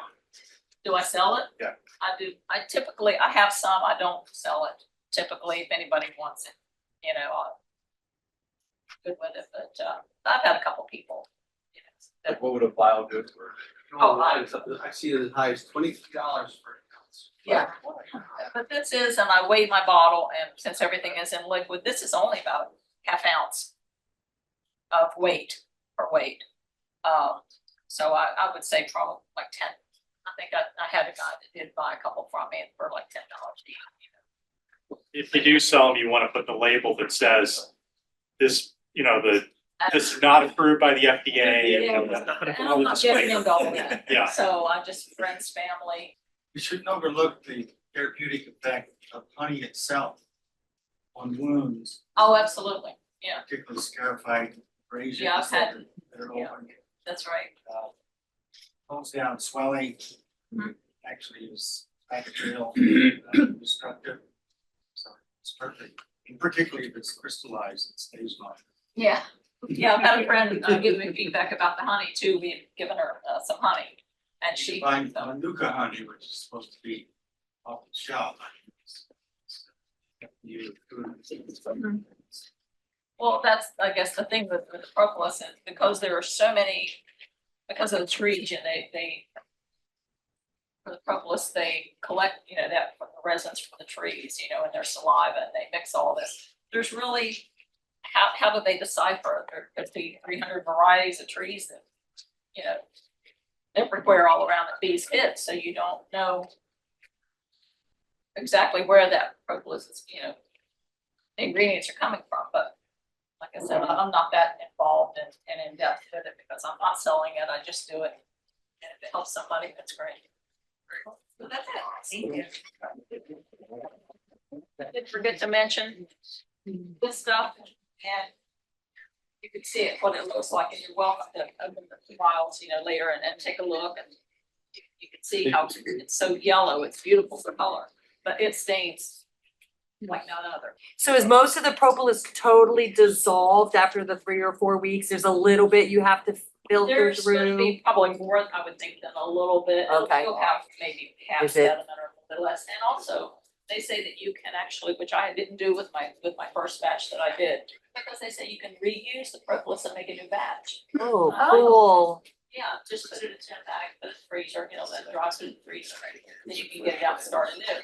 But they say to cover it, so most people, when they do make it, I'm hearing that once they finish it, they will go ahead and put enough. Okay. I don't know about that, how much. You're gonna do it though now. So I haven't done that. Yeah, not as strong as the first batch. No, and it may be, it may not be, I don't know. I'm gonna do the propolis with Leila and George just to see if there's anything different. But I just want to say, does anybody get poison ivy? Yeah. Cause I do bad. Chris Sims gave me some propolis in a spray bottle, out of the kindness of his heart. And when I got poison ivy a couple weeks ago, it was bad. It blisters, it oozes. I sprayed it on, started using the propolis. Within 2 days, it was dried up. Now, I don't know, it was the alcohol. We may put that on top of the tree as a protectant, because it actually, you know, feel when you spray it on, it gets like kind of smooth. Uh-huh. And so if you need to be able to do that and then wash it, you get the oil off of that, you wash it all, I don't know, that's just a thought. I have gardening arm sleeves and I forgot to put them on that day. I use 95%, which is a little stronger alcohol. I tincture lots and lots of things. I have a basement full of herbal tinctures, and I like to use 190 proof organic cane alcohol for that, which is sort of hard, it's a lot harder to come by than Everclear. So that's what I use when I make my propolis tincture, because They sell that in the state store? No. You have to, it's work to get it. So, but I do sort of a bigger buy, and then I have it for several years until I use it for various things, and so that's what I use. But Everclear works. If you want stronger Everclear than you can buy in the state store, go to Delaware. But you can use either. And then, yeah, so George and I actually made some a couple of months ago now. Longer than 4 weeks. Longer than 4 weeks, and I like to let mine sit 4 to 6 weeks. Again, this is really a matter of what you. And it sit too long? No. I don't think so. Leela's gonna take them home today and strain them, but. And they come in different, well, this is our propolis mat. Well, this is a propolis mat. You can scrape it off the frames, but they also sell these green mats that basically you put on the top of the hive and the bees will fill this in with propolis. Anyone know the best, I didn't know this until this year. Anyone know when the best times of year to put propolis mats are on? Before winter. Fall. Before winter, yes. I would have thought fall, but it's not. It's July and August. Yeah, so if you're gonna put a propolis mat on, put it on July and August. So as soon as you take your honey supers off, condense down your hive, put your propolis mats on. Where do you put the mat? You can get them online from China. Put the mat. Right on top of the frames. Put it right on the top of the hive. And then what you do is you take your, it goes right on top of the frames. And then you take your inner cover and Invert it. and put a space in it, put a stick in it. So there's airflow going through, because they don't want the airflow. So if you prop your inner cover just a little bit and then put this, they'll fill this in really quick with propolis. So I also, you know, this scraping it off the frames makes a lot of sense, you know. This may make less sense, but you basically just put this on and in 3 weeks, it's basically looks like this. You can pass it around, right? So this is a propolis mat and you put it on so that the channels kind of face down. So they just sort of fill the channels in.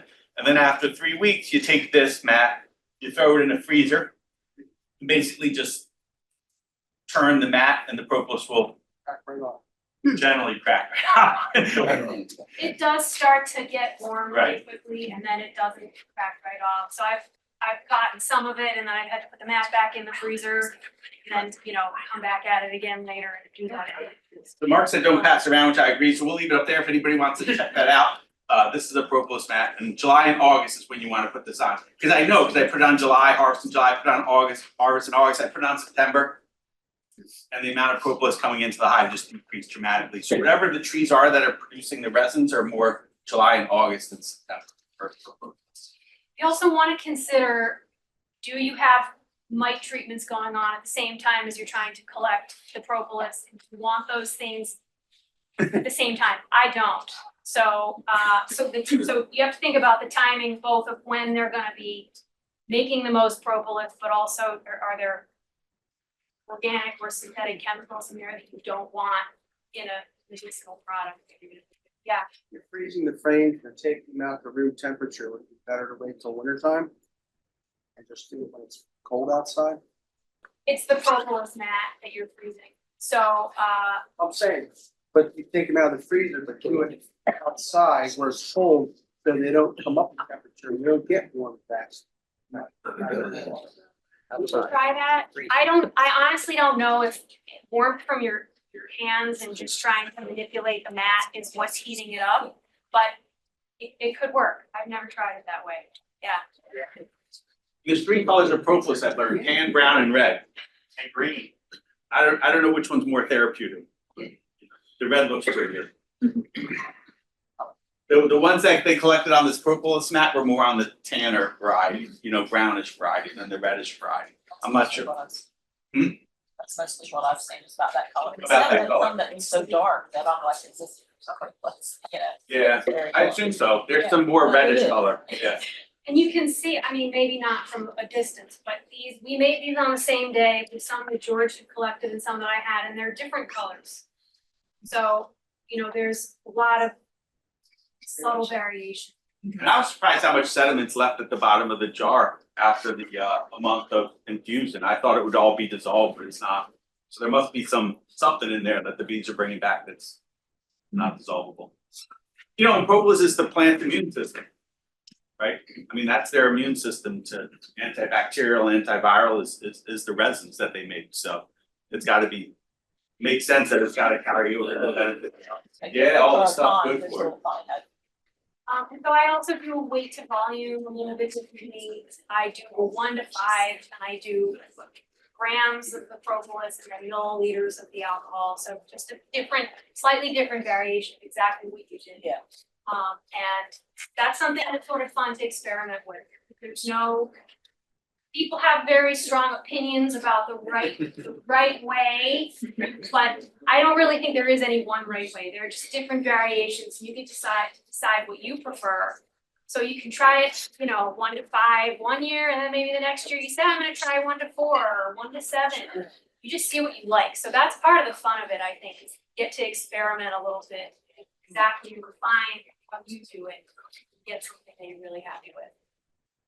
But you're gonna get a good texture no matter what. So that's what's happening. You can't really mess it up. You can only refine it, make it up. And then I also strain. I'm only not unpacking this because it's all the same stuff that Lynn had, but I did bring my canning funnel and the coffee filter, exact same thing. When it's ready to go, sit this inside another empty jar, pour it in, let it filter through, and always label your jars. That's the other thing. You see that these are labeled. There's a tendency to think, I'm gonna remember exactly what this is, I started in it, and I'm gonna know when to skip. So I have, masking tape and a Sharpie always, I just stick a label on as soon as, so. Do you reuse your propolis and add more, alcohol to it? I never have, and this is the first time actually I heard that. And I don't know if it works or not. I make a lot of herbal tinctures and you can't really reuse, you can't make another tincture with herbs that have already been tinctured, so I assumed propolis was the same, but I wanna learn more about that. And with the leftover propolis on the bottom, can you make a salve out of that or something?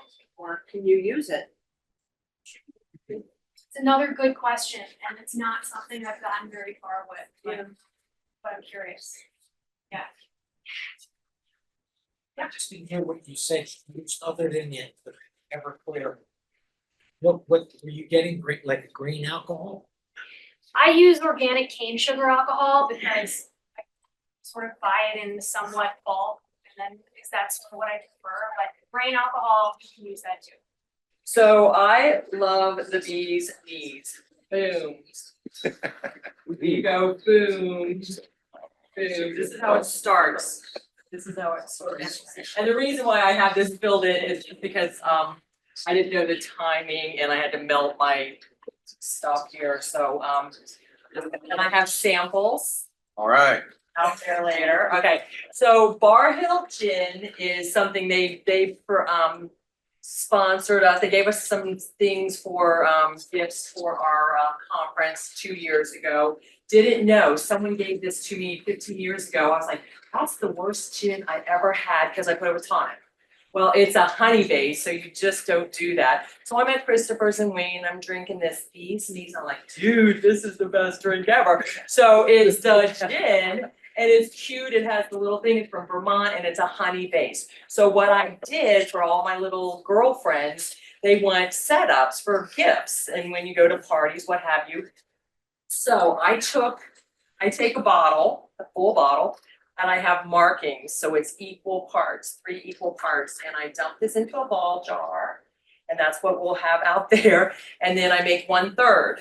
So 1/3 of the gin is in this adorable bottle. No one can see the little gold dots. Then you add your honey to that second dot, right? Okay, pretty easy, but some people just don't get it. Then when you gift it, you say, please add, and this one my husband squeezed all my little lemons for me yesterday.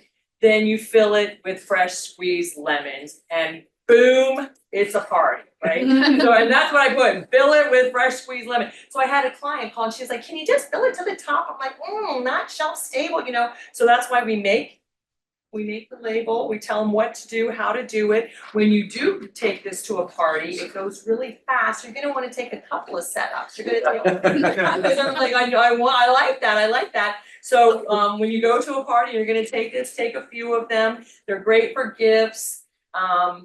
It's just fun. It's just fun stuff. Bring the bottle and back. Say it again. Bring the bottle back. That's right. I do want my bottles back. And they're very good to accommodate that. So that's just the bee's knees. Super fun. We're beekeepers. Bring the fun, right? So I am doing lip balm and lotion bars. So I just did a little show at Paoli Hospital this Thursday, and these were like the big hits. So I'm really into packaging. I just think it's precious, and that's what people like. So they're little tin. Well, actually, the client said, "You give me this lotion bar," and I had it in a plastic bag. And they're like, "How do you get it?" And it was all gooey. So then you evolve with your craft, and now we have tins. And this is heated by your body. The warmth of your own body heat. And it's a solid lotion bar. It's great for traveling. You don't have to throw it away. It goes in the tin. The tin goes in the little cute bag. And then it is like a Sheena's getting married and she needs a little giveaways for her wedding. So, you know, you put your little thing when you're sampling out. And I am all about I used to be the director for education at Joanne Fabric. So I have all these hole punches. You find the cutest darn paper and you're punching your holes to fit whatever tin size you have, right? 2.5 inch, 1 inch, I have them all right here this is the DIY, right? Okay, so in this one, everyone knows the little bee, cute little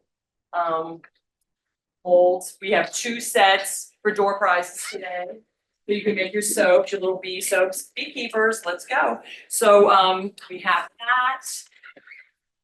Plastic bag, cute, cheaper, you sell this for 4, you sell this for 10, and we're like, what's up? I was like, packaging, let's go. So anyway, we have, you just make it cute, and ladies want cute little things in their purse. So my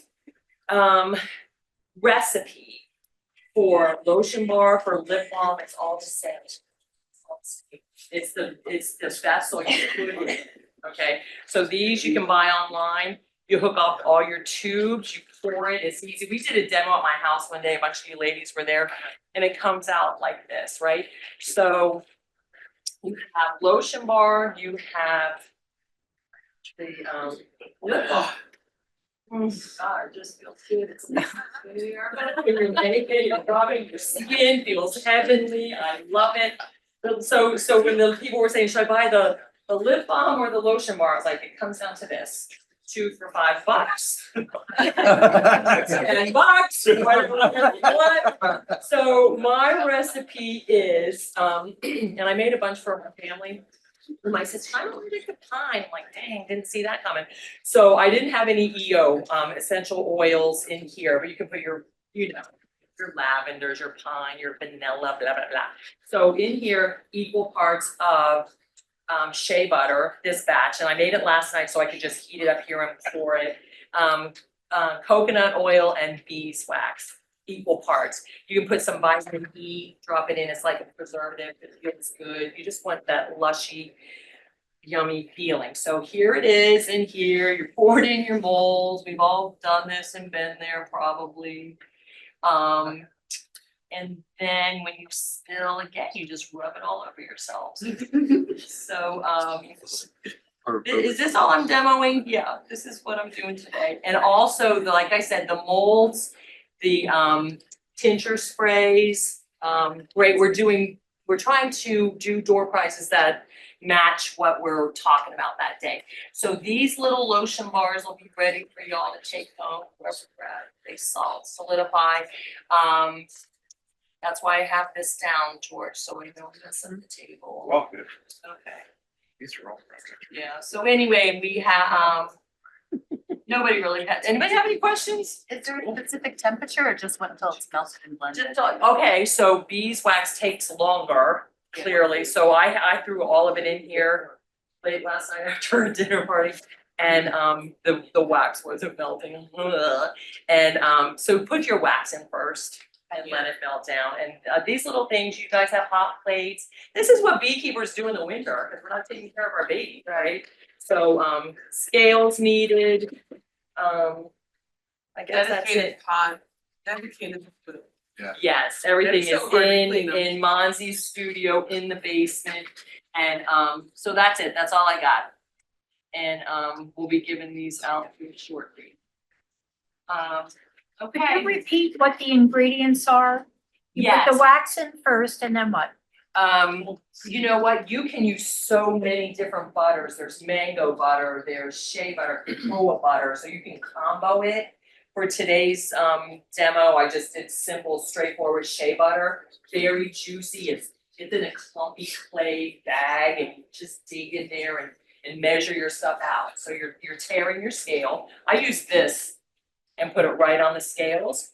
Put it in the mouth, 3 ounces, whatever you're doing, then tear it and put your next product in. So this particular recipe, and also if you ever bought these lip balm kits online, they come with the tubes, they come with the pour. I bought the little seals. You learn when you're out on the street selling stuff, you better be having it safe. You know, you put that little sleeve over and then hit it with a heat gun so it shrinks it. I don't think those are shrunk, but when I sell, they are shrink wrapped.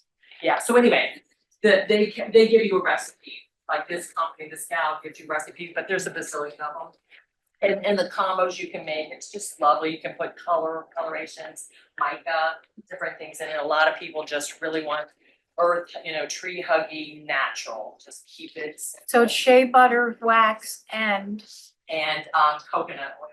coconut oil. Yeah, Okay. those were the 3 items. This one has maybe some residue of some lavender left Okay. from what was in the pot. We need your essential oils in this. would you eat if you're gonna make? Yeah, like when I do, I've never used the essential. yeah, cause people do, the first thing they do is they go up to sniff it. It's so funny, I'm like, okay. So when I did 3 ounce, 3 ounce, 3 ounce, I did 15 drops of vitamin E and then 15 drops of essential oil and use your, whatever you like. Whatever the, lavender is always a hit. I just didn't know what the. Yeah, 15. And most of the recipes, will tell you what to do, but that, you want this to cool down. Because there's flash points in essential oils and you don't wanna burn up the scent. You know what I'm saying? So like you wanna get your mix cooler, but not solidified, to put your oil in, so it still smells yummy. Yes, Michelle. Have you played around with incorporating what these two ladies just spoke about propolis tinctures into what you're doing with the hand soaps and even the chopstick? No, but that's gonna happen. This blew me away, this whole propolis thing, because when I'm scraping all those and clicking off the wax and you have buckets, I have 3 buckets full, those orange Home Depot, like, what do I do with this stuff? I have melted down for wax, but I didn't know how to get the propolis. And I was like, everybody wants this propolis. My neighbors are like, it's good for the healing and blah, blah, blah. And so now I do know, and I do wanna incorporate it, because that's what people want. We want to just be healthy, right? Yeah, good question, thanks. So I love what's going on here with the propolis. So that's it. Thank you. Back to the alcohol, what lemon juice do you use? Oh, fresh lemons. So my honey bear, my pool boy, I brought 5 bags of lemons yesterday. I was like, start squeezing, baby. So, cause I didn't watch the grandbabies, but you want fresh lemons, and that's what brings it up. Yeah. I brought 4 I stayed up late last night making stuff. And I've got 4 things that I do, but I'm not gonna do them all. I'm gonna ask you guys what you wanna hear. But I am gonna show you one thing, cause I think it's really cool, and then I'll give you an idea, something else. Let me just back up and say that I got into DIY long before I started beekeeping. So it was probably back in 2016. I'm a backpacker. I go in the woods and I backpack and I don't see people for 5 days. The only thing I see are bugs. And as somebody that likes to not put DEET on my body, I was in search of trying to find a holistic kind of bug repellent. And that is how I got into essential oils. I started making my own bug repellent and took different kinds of sprays and stuff into the woods. Does it work as good as DEET? No. Am I not gonna have cancer sooner? I'm hoping. So that's what got me into DIY. You're gonna notice I have a bag of beeswax. That's because I started doing this before I became a beekeeper. And also because this year my bees decided to take a break and I don't know what they decided to do, but I didn't get anything out of my hives. So I'm using beeswax, store-bought beeswax for my recipes. The one thing I want to show you, and this is kind of non-traditional, I kind of made this up myself. You do your furniture. George does a furniture polish with like a mineral wax and stuff. I make a furniture conditioner that's food safe. You can condition your wooden spoons, your cutting boards, your things like that. What you can also do with it is when I cut up papers in my kitchen, this is like a coffee chart. I have another one here, we're gonna get to. I have a coffee maker that has different sizes and different scoops, okay? I take these things and after I make what I'm going to show you, I rub it on here and this is now waterproof paper. This can sit on my kitchen counter and it's not gonna the ink isn't gonna smear. When I go hiking, I waterproof my maps. I don't buy special paper. I don't buy special map seal that has chemicals. I make my own waterproofing paper agent. When I go backpacking and my boots need to be, I don't buy anything. I use this on my boots. I have used this for so many things, it's unbelievable. And where is it? This thing. So this right here is 3 parts of coconut oil. I use organic and it's 1 part beeswax and that is it. The method is always melt your wax first because it's harder, like Monica was saying, always put the wax in. I'm using a pot of water on those stoves called, the electric stoves? Induction stove. I use it on an induction stove so I can control the temperature so that I'm not heating it up too much. So I put the pot of water on, I get that to heat up a little bit, and then I just take a Pyrex measuring cup and I put that in. Here's the thing, leave the handle sticking out, because when you go to lift it up, it gets hot. So if you leave the handle out, you can always still pick it up. I put the wax inside there, I let it start to melt, and then I put the coconut oil in. Once it's all melted, I stir it up a little bit, I take it off the plate, I let it cool a little bit, and then I put my essential oils in. For this, I think I used cedar wood, because cedar wood is very good for wood, and it smells really good. So this is what your rag looks like after it's been in there a while. I don't use this one for my boots. I'll get a separate one for my boots, and that one stays with my boots, but this will go for everything else. I'll waterproof my paper. I'll go ahead and treat my wooden spoons. I will pop them into the microwave for like 10 seconds just to warm them up so they really absorb the wax. And I gotta say, it really conditions wood really well. I love this stuff. So it was 3 parts of coconut oil. 1 part wax. Let me just double check and make sure that's right. Wood conditioner, snap seal of 3 parts coconut oil, 1 part wax, and whatever essential oils you want. The other examples I have, and I don't get to demonstrate them, I'm gonna have them for sale or for people to look at. I make a face cream. Since I started making this, I did not go out and buy face cream anymore. I do a hair pomade. I don't go out and buy any hair products. I make my own, and it actually like really holds your hair in place. And then what's the other thing I make? Just a hand cream, like a lotion bar. So I'll talk about one more thing if you guys want to hear it. If you guys have a choice. Hear it? Which one? Face cream. Face cream. Face cream. All right. That's probably the toughest one. And I brought an example of the 2 different face creams I made. Let's get the paper that tells me what's in it. So for face cream, you need aloe vera. You need beeswax. This recipe needs almond oil, coconut oil. I'm gonna try to get Carissa to help me put this stuff up on the website, anybody else's recipes. So instead of trying to write it down, you guys can just access it if you want. That's great. Coconut oil and then essential oils. For this recipe, you basically take, I have 2 versions now because I've tried to do this with real aloe leaves and it is brutal. You have to take your aloe leaves and you have to cut them, stand them upright in water and let that yellow stuff drain out of them. Once you do that, you get a peeler, you peel off those hard spiky sides, then you get a knife and you kind of shave off the flat side. Once you get it there, you get a spoon and you scoop it out. And you keep doing that until you get enough aloe vera out. Once you do that, you add vitamin E and vitamin C because that has not shelf stable and you have to add vitamins to it to keep it shelf stable. Or you go to Trader Joe's and you get a little thing of aloe vera gel. And this is an example of the 2. This is fresh aloe vera leaves. It's a little bit yellowy. And this is fresh face cream. They feel slightly different, but they both feel absolutely amazing on your face. I would like to say I've been using this all my life and I'm 58, but I haven't been using it all my life, but I have been using it for the last about 8 years, probably since I started turning 50. Once you get the aloe vera all mixed up, you're melting your wax. Take the wax, which is 3/4 of an ounce, and you melt it. You put in the almond oil, the coconut oil, you mix it thoroughly, and then you let it sit. You actually let it come to room temperature. And the first couple times I read this, when it says, don't try to do this sooner, really let it come. I'm like, no, you let it warm, it's gonna mix up better.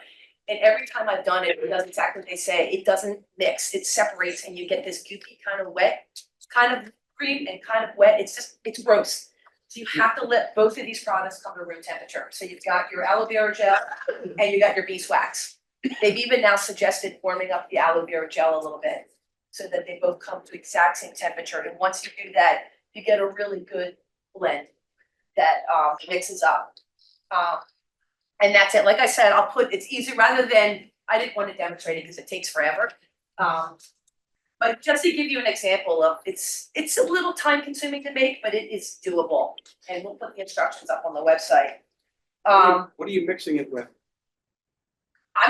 I'm using my hand blender. That's what I was wondering. Yeah, they recommend putting it in a blender, and my thing is then I've gotta get my hand in the blender to get it off the sides, and so I stick it in a bowl now. I'll put the wax in there once it's warmed up. I'll put the aloe vera, they're supposed to pour in the aloe vera gel, but it's kind of hard when you're by yourself to do that all at the same time. So I put the aloe vera gel in and I just get the hand mixer and I mix it. And it's the coolest thing to watch because it goes from clear to yellow to white. It's bizarre, it's really cool. So it's emulsifying it, Yeah, like making pancakes. yes. I know Leela's made, I know Monica's made. How many people have made face cream? Yeah. I was really hoping all three of us could do, like, talk about our different versions because I know hers is definitely a lot more complicated and a lot different. And you and I have talked about it. Simple, yeah. We're similar, I think. The other thing that I make is hand salve, which I think Manica does as well. I can't go through winter without this hand salve. If I don't use the beeswax hand salve, anybody get those things with the corner of your knuckles where they, or the corner of your fingers, they crack? It is painful. It is so incredibly painful. But if you use a homemade hand salve, which is exactly what she said, it's beeswax, it's shea butter. My recipe is coconut butter and cocoa butter, shea butter, and sweet almond oil. Melt the beeswax, put the other oils in, mix it all up, take it off the heat, put in 15 drops of essential oil, and then mix into anything you want. So what I did is I actually made it in here. And I have a slicer and I can weigh it, and if anybody wants to purchase some of that, I'll let you try some. I don't go anywhere without that. Those are like silicone? Yeah, they're silicone molds. They're like soap molds, but you can use them for anything. And this one is, I made up a batch of wood conditioner. If anybody wants to try that later. One thing, Donna, too, is like your body lotions or lotion bars and the lip balm. In the summer, the heat, you wanna add a little more beeswax to keep it, cause it gets Yeah, it's really soft. soft, yeah. So I had a customer who's like, I can't even get this off of me, it was winter, and I used equal parts, and it gets, you have to really use your body heat, you know what I'm saying? Yeah, you can really Soften it regulate the to different soften, yeah. ingredients. If you're selling that, how do you have to label it? I actually have never sold it. I make it for myself. I'm only selling this to recoup what I paid into it. I'm not selling it to make a profit today. I figured out, like, for instance, where are those blue things? There's an essential oil, hand salve poured in there, but I also poured these into these little Christmas decorations. Do you see how they're green? Okay, how did they get green or blue? There's an essential oil called Blue Tansy. This bottle of oil is $90. Drops is $2. So I might sell these for $3 just to recoup the $2 drop. And so I'm not doing this to make a profit. I'm doing this just to recoup the money I put into it. So just for people to try it. So, I mean, I'd love to give it all out for free, but the stuff costs money, so it's something. But that's all I've got. Buy one online.